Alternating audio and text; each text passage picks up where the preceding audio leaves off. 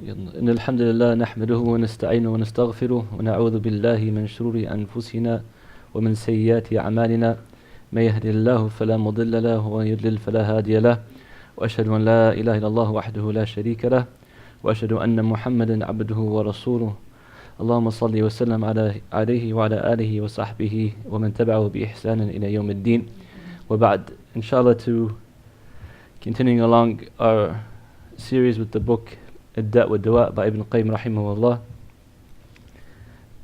We discussed how basically the shaitan tries to weaken a person through his sins, and the Imam was drawing an analogy of how two armies compete or fight with each other, and the shaitan will use all his soldiers and his weapons against the believer to try to reach the goal, which is the believer's heart, and corrupt the heart. And the believer will try his best to put up his defenses to prevent this from happening. And the most important defense is to protect the heart. So he continues along that topic. He says, وَمِنْ عُقُوبَاتِهَا, and the sins, from the evil effects of the sins, أَنَّهَا مَدَدْ مِنَ الْإِنسَانِ يُمَدُّ بِهِ عَدُوَهُ عَلَيْهِ وَجَيْشٌ يُقَوِّيهِ بِهِ عَلَى حَرْبِهِ وَذَلِكَ أَنَّ اللَّهَ سُبْحَانَهُ ابتلي هذا الإنسان بعدو لا يفارقه طرفة عين ولا ينام منه ولا يغفل عنه. So he's saying that when the person falls into sins, he's providing support for his own enemies, meaning the shaitan, and it strengthens the army of the shaitan. And Allah subhanahu wa ta'ala has written in His wisdom, He has tried the person or human beings with this enemy. This enemy, the shaitan, he doesn't sleep, not even like an eye blink. His eyes don't blink at all. He's always watching to try to get into your heart, to try to corrupt you.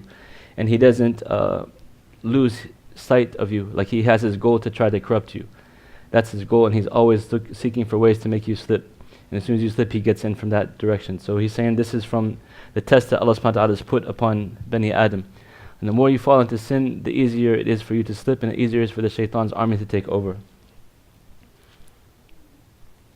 وَهُوَ يَرَاهُ هُوَ وَقَبِيلُهُ مِنْ حَيْثُ لَا يَرَاهُ. And so this is a very difficult enemy. He can see us, but we can't see him. ويبذل جهده في معادته في كل حال ولا يدع أمرا يكيده به بقدر على إصاله إليه إلا أوصله إليه. And he strives his utmost to affect you, and he doesn't leave any path untrodden to try to get to you. ويستعين عليه ببني جنسه من شياطين الجن ومن غيرهم من شياطين الإنس. And he seeks assistance from his offspring or his own people, meaning the jinn, and the shayateen, the devils of the human beings. So he's using all these people to try to get to you, to try to get to the people, to try to get to your heart. وقال أعوانه دونكم عدوكم وعدو أبيكم لا يفوتكم ولا يكون حظه الجنة وحظكم النار ونصيبه الرحمة ونصيبكم اللعنة. So he tells his offspring, like Imam Al-Qayyim rahimahullah is painting a picture. So you see, like, the shaitan is the general, and he's telling his army or telling his offspring and his people, don't let the children of Adam have their share of the Jannah, and you are in the hellfire, and let them have their share of the mercy of Allah subhanahu wa ta'ala while you retain His curse. So he's encouraging him to, these are your enemies. Don't let them get the goodness that Allah has promised them. Since they are cursed and they are in the hellfire, try to get as many of them, of Bani Adam, with us, meaning the shayateen. وقد علمتم أن ما جري علي وعليكم من الخزي والإبعاد عن رحمة الله بسببه ومن أجله فأبذلوا جهدكم أن يكونوا شركاؤنا في هذه البرية. And he's telling them, you know that whatever happened to me and whatever happened to you, meaning the shaitan and his offspring or his helpers, is because of them, meaning the Bani Adam, the children of Adam. All this disgrace that we have and all this being away from Allah subhanahu wa ta'ala's mercy is because of them, because of you, the children of Adam. So these are your enemies. Take advantage of them. Try to get to them.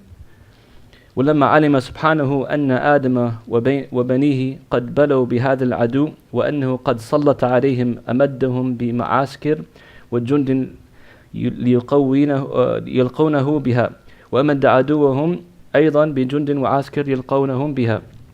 So when Allah subhanahu wa ta'ala knows from His wisdom that this is going to be the case, there's going to be a battle between the shaitan and the children of Adam, He's given each of them, each of the two parties, armies or soldiers to strengthen them with. وأقام سوق الجهاد في هذه الدار في مدة العمر. And he established the battle or the fight in this world for your lifetime, basically. This is a continuous battle from the cradle into the grave. التي هي الإضافة إلى الآخرة كنفس واحدة من أنفاسها واشترى من المؤمنين أنفسهم وأموالهم بأن لهم الجنة يقاتلون في سبيل الله أن ذلك وعد مؤكد عليه في أشرف كتبه وهي التوراة والإنجيل والقرآن.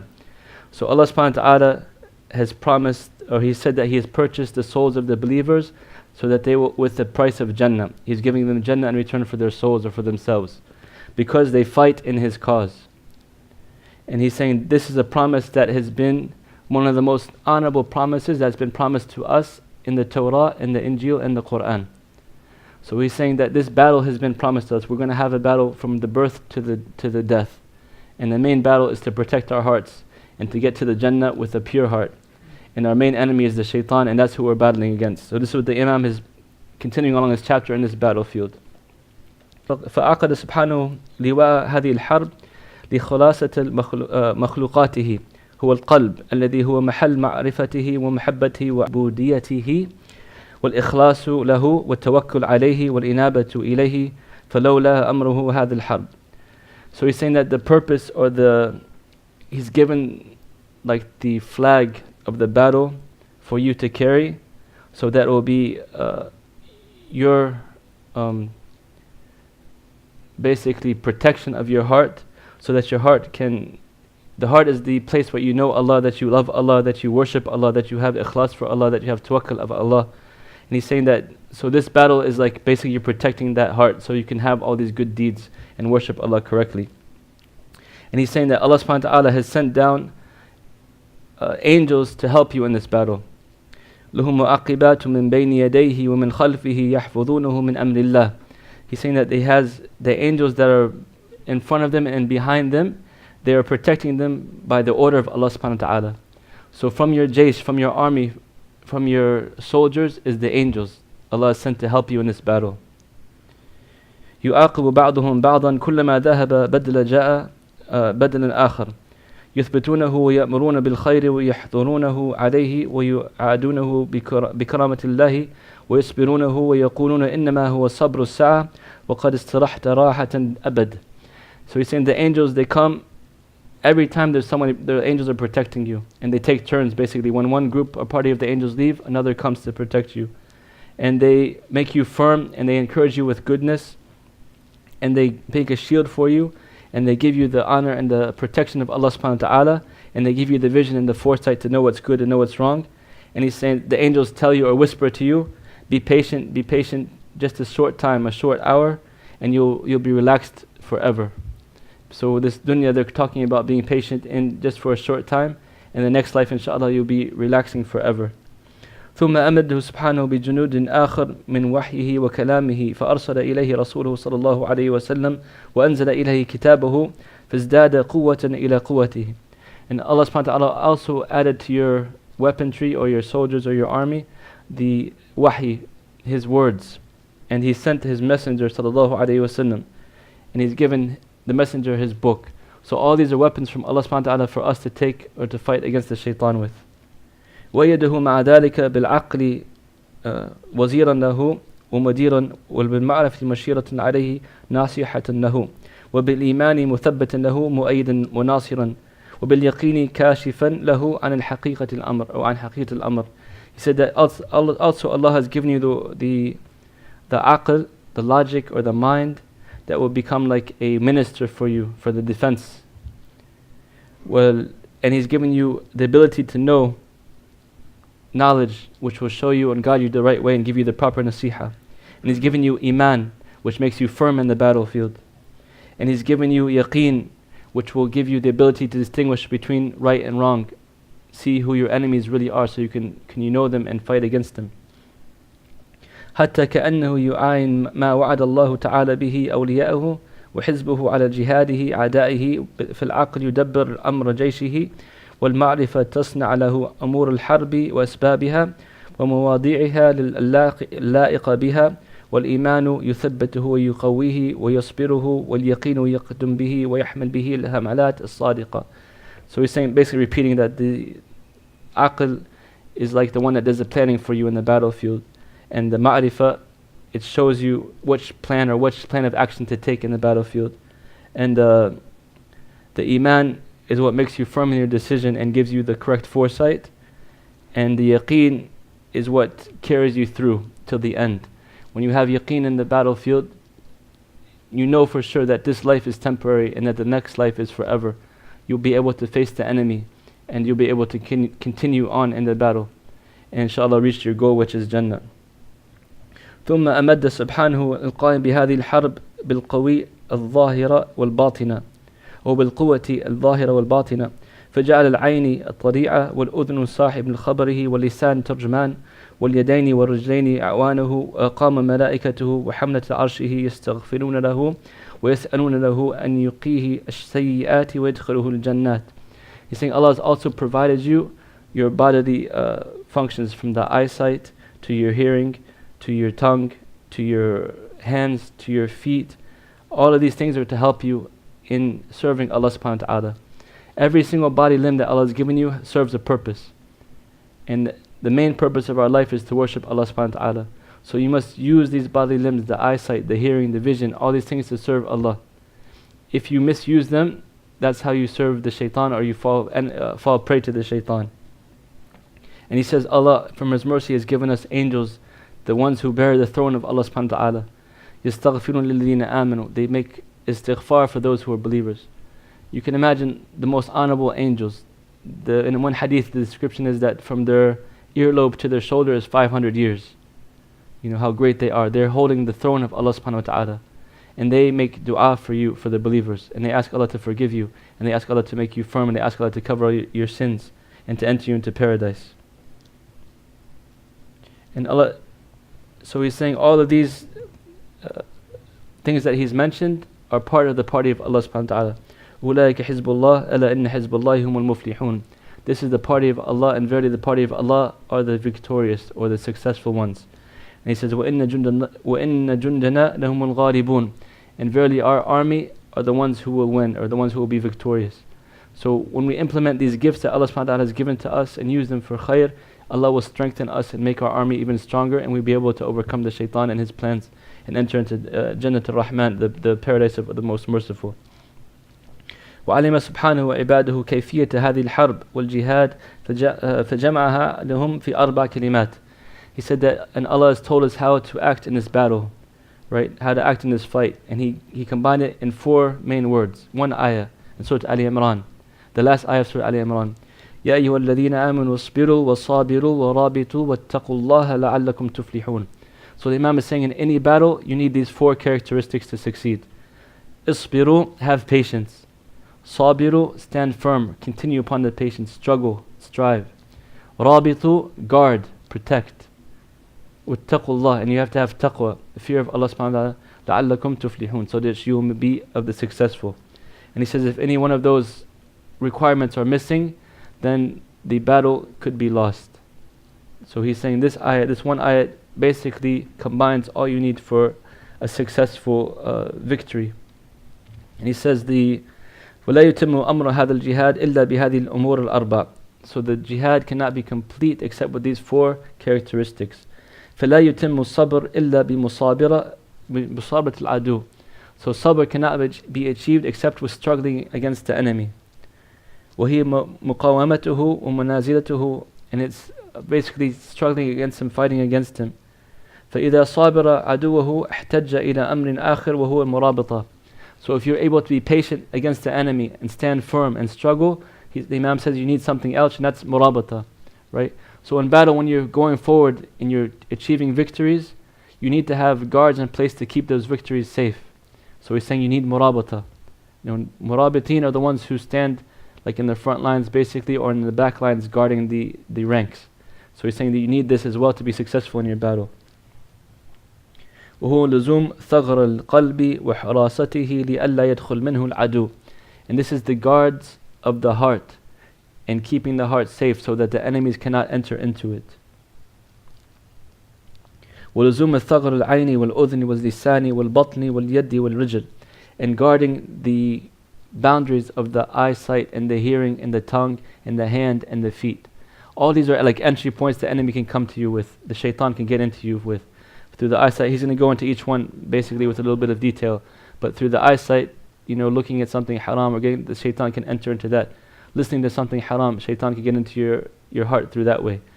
Going forward to something you're not supposed to be going to, shaitan gets in through that way. Any little opening in the boundaries, the shaitan will take his chance and get into it. So that's how the people must, the mu'min, the believer, has to prepare and guard these entries, guard these points, these gifts that Allah subhanahu wa ta'ala has given us, and use them for good, so the shaitan cannot enter. فهذه الثغور منها يدخل العدو فيجوس خلال الديار ويفسد ما قدر عليه. فالمرابطة لزوم هذه الثغور ولا يخلى مكانه فيصادف العدو الثغر خاليا فيدخل منه. So he's saying the believer, he always has guards upon these entry points, so that if he leaves it unavailable, the shaitan will enter from it, or the enemy will be able to enter from it.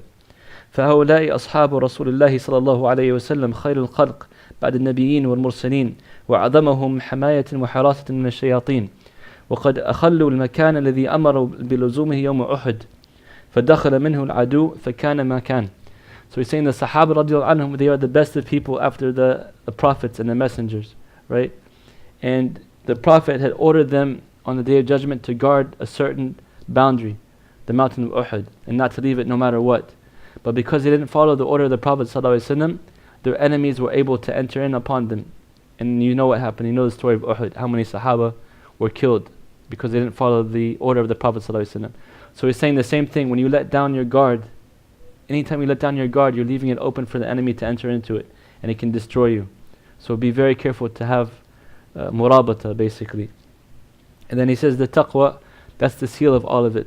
وَاتَّقُوا اللَّهَ لَعَلَّكُمْ تُفْلِحُونَ, and fear Allah that you may be of the successful ones. And the taqwa is the key to all success.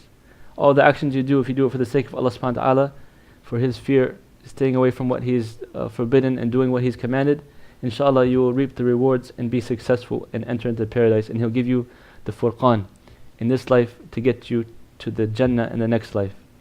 وَمَن يَتَّقِ اللَّهَ يَجْعَل لَهُ فُرْقَانًا, whoever fears Allah, Allah will give him the criterion. وَاتَّقُوا اللَّهُ يُعَلِّمَكُمُ اللَّهُ, fear Allah and Allah will teach you. He will show you what's right, what's wrong, how to succeed, how to get close to Him. Right? And there's many ayat talking about the fruits of taqwa, and that's the seal of all your actions basically. If you have these four, inshallah you will be from the successful ones.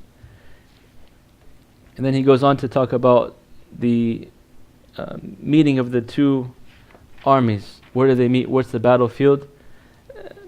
To summarize, it's a long section, but he's just saying it's the heart.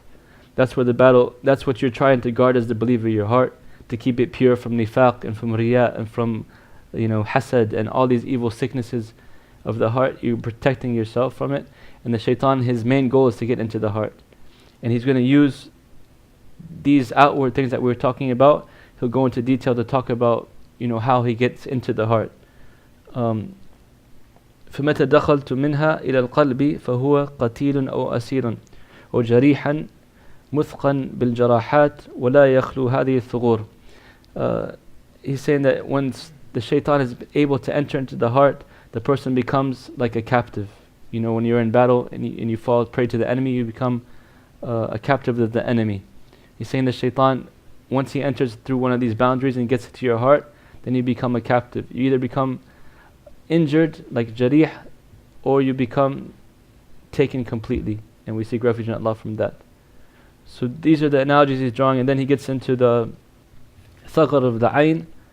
فَإِذَا اسْتَوْلَيْتُمْ عَلَى هَذِهِ الثُّغُورِ, he's telling, basically he's continuing along with the analogy, telling the shaitan is telling his helpers, if you can now, try to get into the eyesight.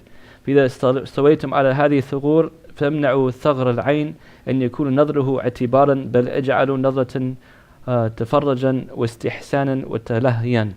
He's saying, if you can get affected him through his eyesight, then don't let him use his eyesight for goodness, like to ponder upon the creation of Allah, to read the Quran, to look at those things that are beautiful, that increase your iman, but get them to be distracted with things that are wrong or haram.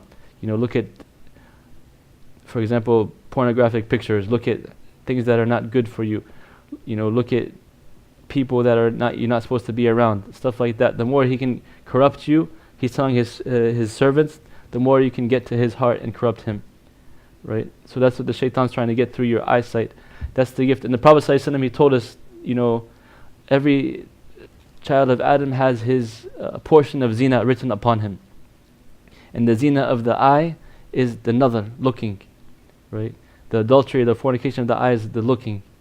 And the adultery of the tongue is the talking, or the mouth, some say, another narration, is the kissing, or the hand is the touching, and the foot is walking towards it, and the private parts confirm it or deny it, right? So the bodily parts, they play a major action in affecting the heart. And the more the one uses the eyesight for haram, the more the heart can become corrupted. So the scholars, they say that from the things that you want to guard the most amongst the senses is the eyesight, because that one glimpse can affect a person and take him away from Allah subhanahu wa ta'ala. They said also the tongue. We talked about the tongue last week a little bit. The Prophet ﷺ, he warned us that كثرة الكلام أو كثرة الضحك تميت القلب. Too much talking or too much laughter can actually kill the heart. And the button, the stomach, ما امتلأ ابن آدم وعاء شر من بطنه, that the child of Adam didn't fill something up more evil than his stomach. When you eat to excess, when you talk to excess, when you look at stuff, excessively that you're not supposed to be looking at. Allah says, كل المؤمنين يغضوا من أبصارهم. Tell the believing men that they should lower their gaze. And the same thing for the women. كل المؤمنات يغضضن من أبصارهن. Tell the women that they should lower their gaze. Why? Because the eyesight is a key to the heart. These senses that we have as a gift from Allah subhanahu wa ta'ala, our bodily functions, they are pathways to serve Him and can raise us up very high in worship to Allah subhanahu wa ta'ala. But there also can be pathways of the shaitan that he uses to get to our hearts and corrupt us and bring us to the low. Right? So we have to be very careful how we use these gifts from Allah subhanahu wa ta'ala and be always guarding upon this gift of the eyesight. So he says in the translation of this part, the shaitan, he tells his soldiers to go and find the heart of the believer, and sitting around, he's sitting on his throne, basically telling his helpers to go and try to attack the believers, try to get to their hearts, whichever way you can, and use whatever tools you can. And he starts with the eyes. He says, prevent the eyesights from being used as a discernment or to look at good things, but make it a distraction and use them to look at bad things. And when you use his eyes to make him fall in love with something that's unacceptable to Allah subhanahu wa ta'ala and trick him. Start out, so the shaitan, he's saying, to summarize, that the shaitan will come to somebody and say, look at this beautiful thing, right? And he'll start looking at it and say, this is from the creation of Allah, from that form of worship. But it's something he's not supposed to be looking at. And so that's how the shaitan gets to him. And then the look becomes longer, and then it starts going to actions, right? Or even how he gets some people to commit shirk or wahdat al-wujud, like some of the extreme groups. They start looking upon the creation of Allah and seeing how beautiful it is, and saying that Allah is actually physically part of the creation. He's one with the creation, right? This is the trick that shaitan gets the people to come outside of Islam even sometimes, through the eyesight, right? So all these tricks we want to be aware of and try to use our sight. He also wants to use the eyesight, he says, to corrupt the mind. Because the more that somebody looks at something that's not permissible, the more the mind can become corrupted, right? And even non-Muslims have done, a lot of studies about the evil effects of pornography. When people become addicted to that and looking at that over and over again, it actually can corrupt the mind. It weakens the ability to achieve goals sometimes. It's like a physical and mental sickness. All that started with the look. So the shaitan comes little by little and uses the look to corrupt the person. So a mu'min, a believer, he seeks refuge in Allah from using his eyesight for those things that are displeasing to Allah. And we ask Allah subhanahu wa ta'ala to protect our eyesight and look at only those things that are pleasing to Him. The second opening he tries to get to is if he is the hearing, the ears, so he wants people to listen to falsehood, backbiting, namima, lies, propaganda, anything that distracts you from the words of Allah subhanahu wa ta'ala. This is another madkhal from the shaitan. This is the thaghar that we have to do murabata from, having our guards up, guarding our hearing. Be very careful what you allow into your ears, because it's also a way into the heart and into the mind. Somebody can say something and it gets in your head and it won't leave it, and it can start causing doubt, and it can have a person fall into major, I've seen actually some brothers that got deep into studying philosophy and certain un-Islamic things, listening to this stuff over and over again, and they became affected in their deen. They started coming up with ideas and beliefs that are not part of Islam, right? Because they allowed anything to come into the ears. The Salaf, rahimahumullah, used to be very careful what they listened to. Even some of them, when they're passing by certain sounds, they put their fingers in their ears so they won't get the chance of being corrupted. And these were scholars of Islam, right? So how about us? And many of us know that we've heard some songs for the in the past when we were younger, for example, and we can still recite the words sometimes word for word. But the Quran sometimes it's difficult. Why? Because the shaitan, he wants to corrupt the hearing, the gift of hearing, with those things that are not beneficial. So always try to listen to that which is pleasing to Allah subhanahu wa ta'ala. And if you hear those things that are not pleasing to Allah, stay away from it. Don't let people backbite in front of you. Don't let people spread namima or make rumors in front of you. Be careful even when you listen to the news all the time. That stuff is propaganda, and they have an agenda, and they're pumping certain messages all the time. So be careful even with the news, And it's not good, it's not healthy to always listen to the news, because a lot of it's not that great. Occupy yourself with listening to the Quran, listening to lectures, listening to stuff that will increase your iman.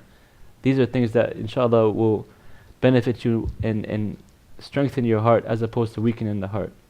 And the third thing he talks about is the tongue. The shaitan tells his servants, attack his tongue. This is the greatest opening, that it operate and with self-destructive words, preventing him from using beneficial words, and preventing him from remembering Allah subhanahu wa ta'ala or seeking forgiveness from Allah. Like we said last week, the dhikr, if you're busy with remembering Allah subhanahu wa ta'ala, you don't have time to talk about foolish stuff. But the shaitan wants you to do the opposite. He wants to enter into, for the tool of the tongue to corrupt you and get into your heart and take you away from the remembrance of Allah subhanahu wa ta'ala. So spreading false rumors, spreading backbiting. If you know something's going to make somebody upset and you go and tell them, that's not a good thing to do. Even if it's true. You don't want to hurt somebody's feelings, you don't want to spread rumors, you don't want to cause animosity between two brothers or two sisters. You always want to be careful of what you say. The Sahaba radiallahu anhu, they were very careful about the words that they spoke. Like Abu Bakr, he would put rocks in his mouth sometimes just to get him, so he knows what he's saying, and he would grab his tongue and say woe to you, what have you done to me? This is Abu Bakr and Umar. These are like some of the best of the Sahaba. They were so scared about their tongue, right? One narration says that Aisha radiallahu anha, she was joking with the Prophet sallallahu alaihi wasallam, talking about one of his other wives, and she went like this, meaning that she's like a little bit short. And the Prophet sallallahu alaihi wasallam said that you said a word that if it was like put into the oceans, it would have corrupted all the oceans, right? Just one tiny thing like that, just saying like a joke, that somebody's short or something, that can corrupt all the oceans. Imagine how strong some of the words that we say, not paying attention to it. So it's very dangerous to let the tongue be loose. Always try to control it. When you speak, think, is this going to be beneficial? Is what I'm saying going to benefit me or those around me? If not, think twice about speaking. It's not, this culture is always encouraged to speak and to talk about everything all the time, no matter what. Like, I see some of the stuff people watch on, these vlogs or these other types of things, and I can't believe it. Like, they spend hours watching people talk about foolishness. Like, nothing beneficial whatsoever. If you could take a lecture on studying math or physics or business or how to make money or how to better yourself or how to use your time wisely, alhamdulillah, let alone the Islamic classes and durus. But people watching other people live their lives and playing pranks and just joking and saying foolishness, spending hours upon hours watching this stuff, I don't get it, So that's the thing about letting the tongue loose and saying anything any time. Be careful about that, and be careful of encouraging others to do that. So these are the three major boundaries or entry points that shaitan tries to get in through, and there's others, inshallah, we can finish off next week. طيب inshallah. Next week we'll continue بإذن الله. سبحانك الله وبحمدك أشهد أن لا إله إلا أنت أستغفرك وأتوب إليك. جزاكم الله خيرا. السلام عليكم ورحمة الله.